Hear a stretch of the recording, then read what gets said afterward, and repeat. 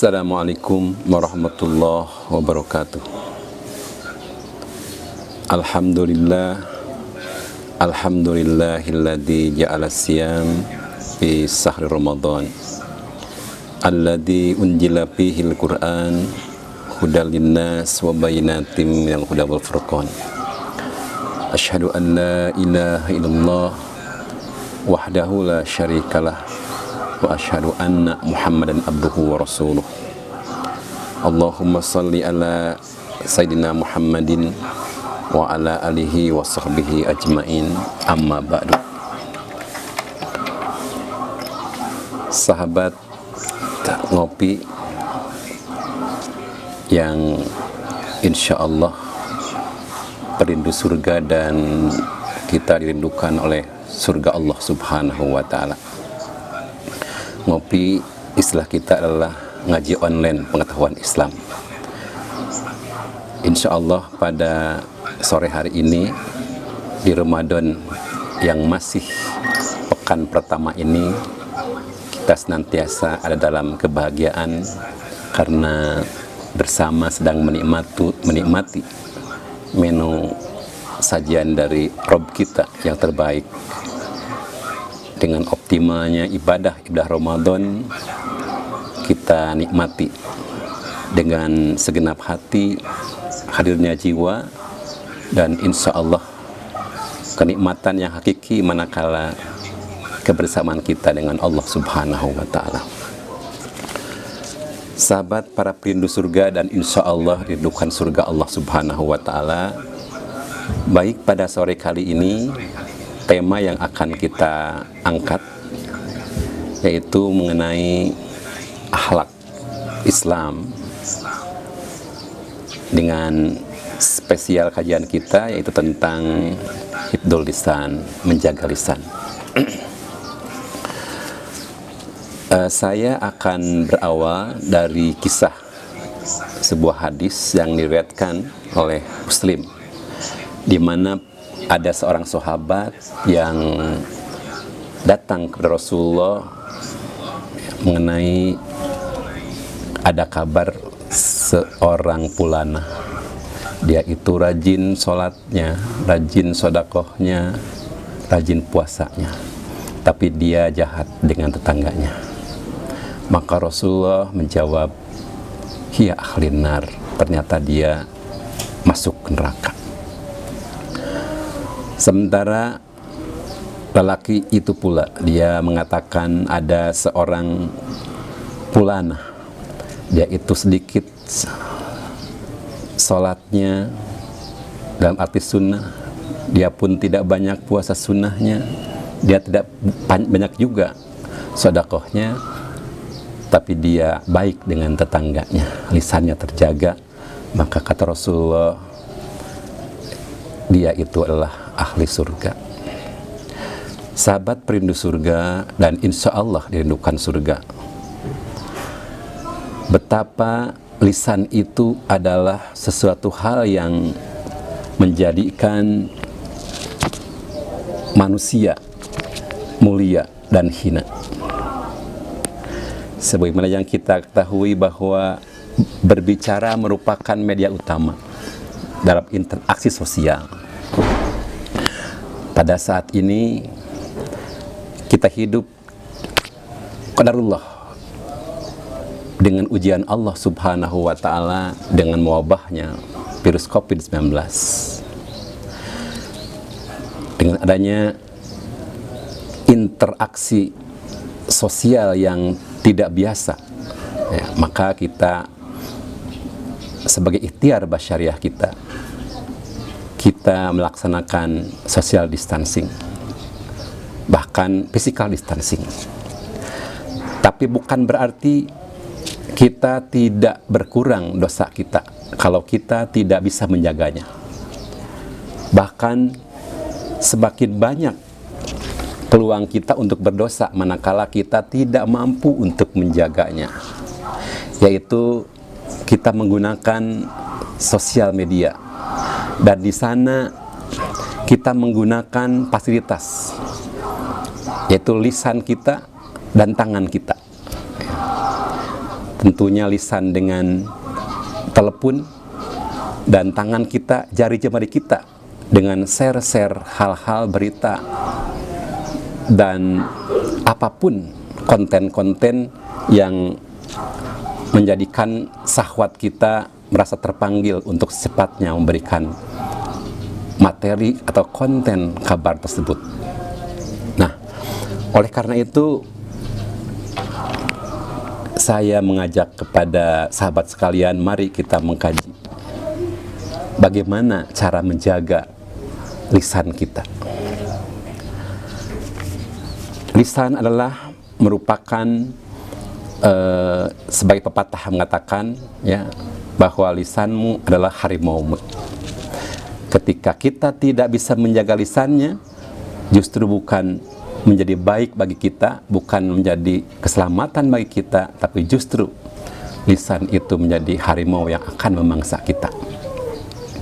Ya, ketika lisan itu ibarat sebagai anak panah, ketika anak panah sudah meluncur, maka tidak ada lagi ikhtiar yang bisa kita hentikan. Ya, ada patah mengatakan ketika pedang lukai tubuh, maka banyak obat harapan sembuh.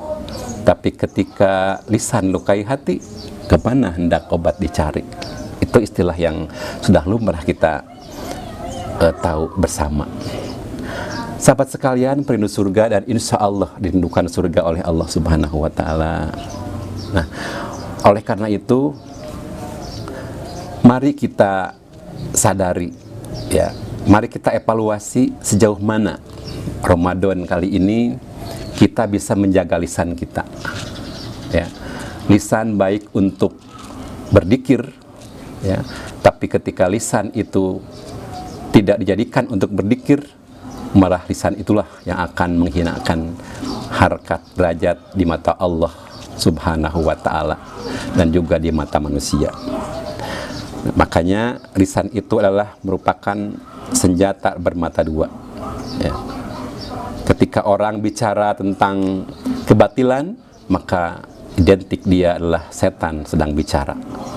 Tapi manakala seseorang itu menghentikan bahkan diam 1000 bahasa ya dalam kebenaran, maka dia adalah setan yang bisu. Ketika bicara batil, setan bicara. Tapi ketika dia itu diam 1000 bahasa dalam kebenaran, dia pun setan yang bisu. Nah, oleh karena itu bencana lisan inilah yang harus menjadi sebuah pemikiran bagi kita. Akibatnya sangat besar. Kita bisa mempertimbangkan bagaimana bencana banjir, bencana wabah, bencana perang. Padahal bencana lisan itu tidak lebih sedikit, bahkan lebih banyak, lebih besar akibatnya. Bagaimana dengan lisannya yang mengatakan seseorang itu menyatakan perang misalnya, maka sebuah negara pasti akan perang, akhirnya tumpah ruah darah karena akibat lisan satu orang saja.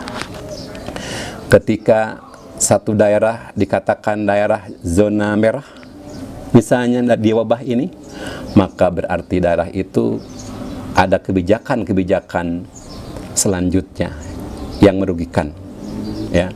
Ataupun seseorang karena tidak telitinya, ya, dengan gejala-gejala, maka dengan hoaxnya misalkan dikatakan dia itu sudah positif, ya, maka menjadi terlemparlah seseorang tersebut.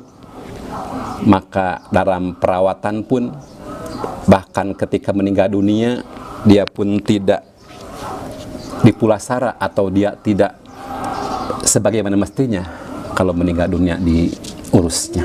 Nah, oleh karena itu betapa banyak sahabat sekalian bencana lisan ini yang jauh tidak disadari setiap saat.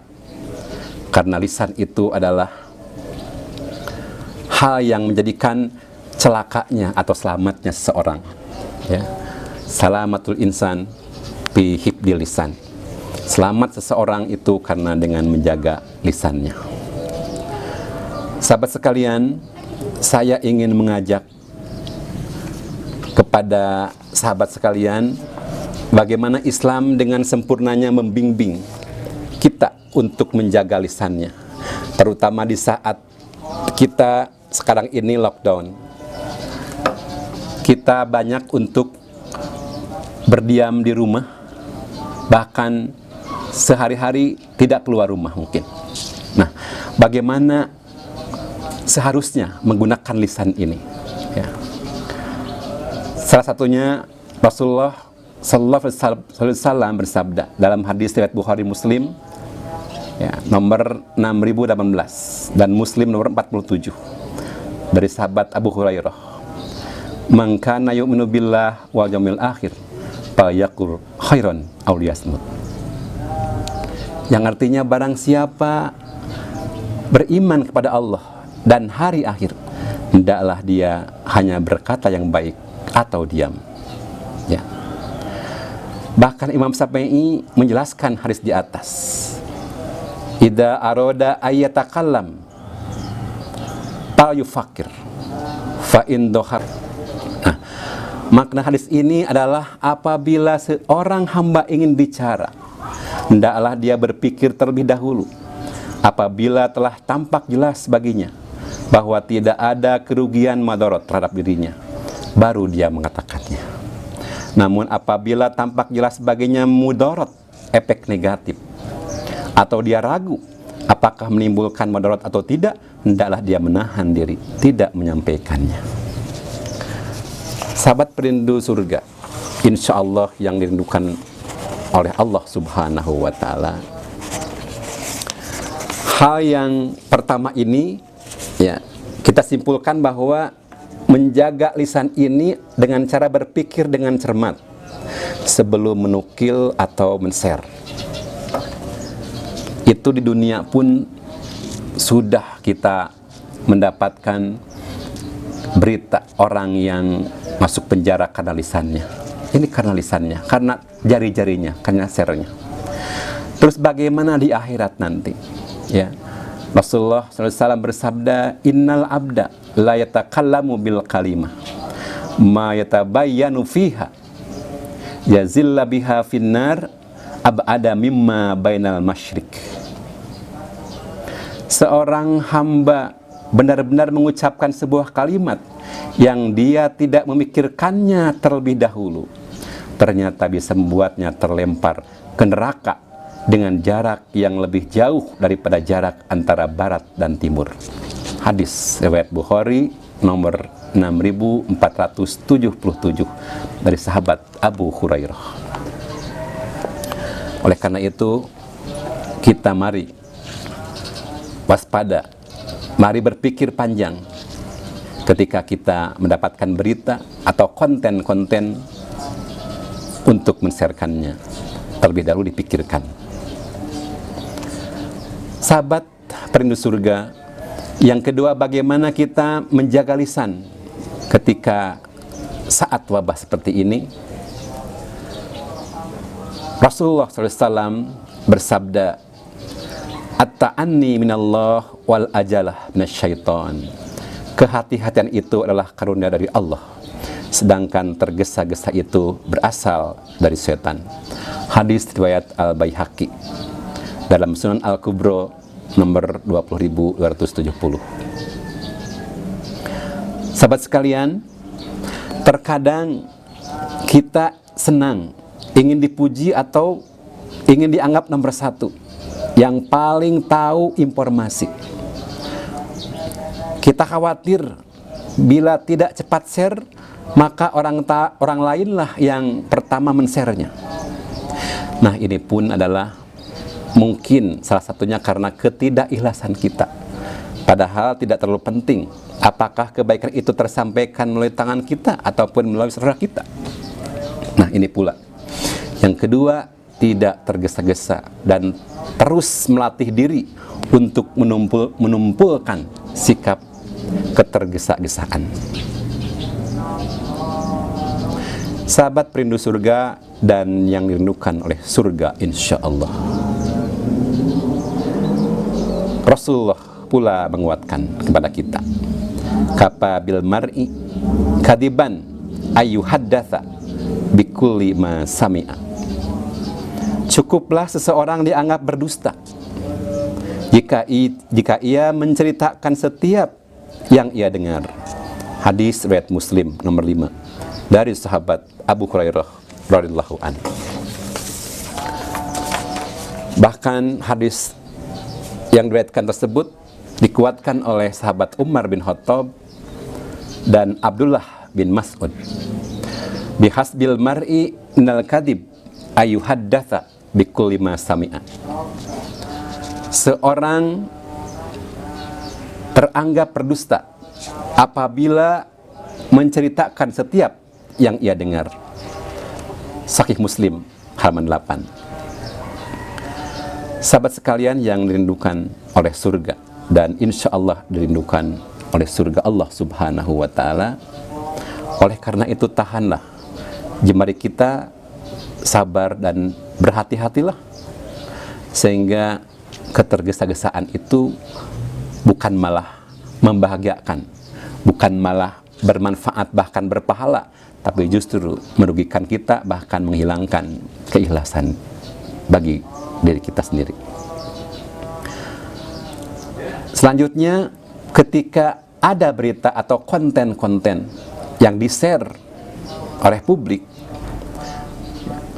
Allah Subhanahu wa Ta'ala pun memberikan pegangan, bimbingan, hidayah kepada kita, ya, dengan firman-Nya, a'udzubillahi minasyaitonirrajim, ya ayyuhalladzina amanu in ja'akum fasiqun binaba'in fatabayyanu an tusibu qauman bijahalatin fatusbihu ala ma fa'altum nadimin.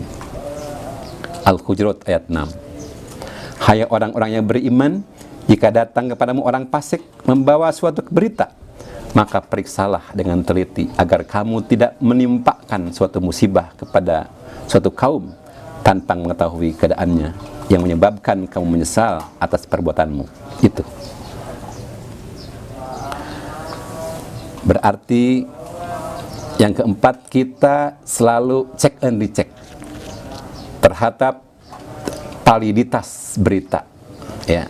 Jangan sampai berita itu asal share saja. Selanjutnya, sahabat sekalian,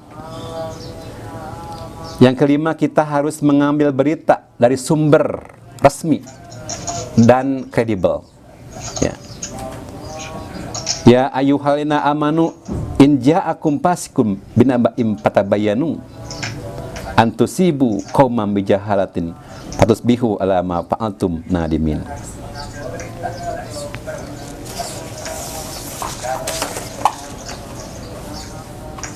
Sahabat sekalian, selanjutnya yang keenam, bahwa kita harus ada adab saat mendapatkan berita penting tersebut, ya. Bahwa kita harus senantiasa ada etika, ya. Bahwa Allah Subhanahu wa Ta'ala sudah memberikan gambaran bagaimana kita mendapatkan sebuah berita tersebut. Sudah ada teguran ketika zaman Rasulullah SAW dengan sabdanya, a'udzubillahi minasyaitonir rajim, wa idza ja'akum amrun minal amni awil khaufi ada'u bih walau ruddu ila rasul wa ila ulil amri minhum la alimahul ladzina yastambitunahu minhum walaula fadlullahi alaikum warahmatuhu lataba'tum syaiton illa qalilah. Dan apabila datang kepada mereka suatu berita tentang keamanan ataupun ketakutan, mereka lalu menyiarkannya. Dan kalau mereka menyerahkannya kepada Rasul dan ulil amri, di antara mereka tentulah orang-orang yang ingin mengetahui kebenarannya akan dapat mengetahuinya dari mereka, Rasul dan ulil amri. Kalau tidaklah karena karunia dan rahmat Allah kepada kamu, tentulah kamu mengikuti setan kecuali sebagian kecil di antaramu. Jadi sahabat sekalian, ketika orang yang ingin mengetahui kebenarannya, pasti orang tersebut akan tabayun kepada ahlinya, kepada orang yang berilmu, kepada orang yang berakal dengan masalah yang sebenarnya. La alimahul ladina yastambitunahu minhum. Tentulah, kata Allah, orang-orang yang ingin mengetahui kebenarannya akan dapat mengetahuinya dari mereka atau Rasul dan ulil amri. An-Nisa 83. Dan kita senantiasa meminta bimbingan kepada ahli ilmu. Fas'alu ahla dzikri in kuntum la ta'lamun. Nah, inilah An-Nahl ayat 43, bahwa ketika kita ragu dengan berita atau konten tersebut, ya, maka kita harus bertanya kepada orang yang mempunyai pengetahuan jika kamu tidak mengetahuinya. Jadi sahabat sekalian, kesimpulannya, kalau kita menyimpulkan tentang bagaimana tuntunan Al-Quran dan As-Sunnah, ya, tentang bagaimana adab kita menjaga lisan, ya, baik dengan lisan langsung ataupun dengan sosmed, dengan jari-jari kita, berpikirlah sebelum menekan tombol send atau kirim. Demikian yang bisa kita kaji bersama materi tentang hifdzul lisan ini, dan kita senantiasa harus ingat dengan peringatan Allah, ma yalfidu min qaulin illa ladaihi raqibun atid. Tidak ada satu perkataan pun kecuali raqib dan atid senantiasa mencatat. Sahabat perindu surga dan insya Allah rindukan surga Allah Subhanahu wa Ta'ala, demikian kajian kita pada sore hari ini. Mudah-mudahan kita termasuk hamba-hamba yang senantiasa hari demi hari lebih mendapatkan ridho Allah Subhanahu wa Ta'ala. Allahu a'lam bishawab. Billahi fi sabil haq. Wassalamualaikum warahmatullahi wabarakatuh.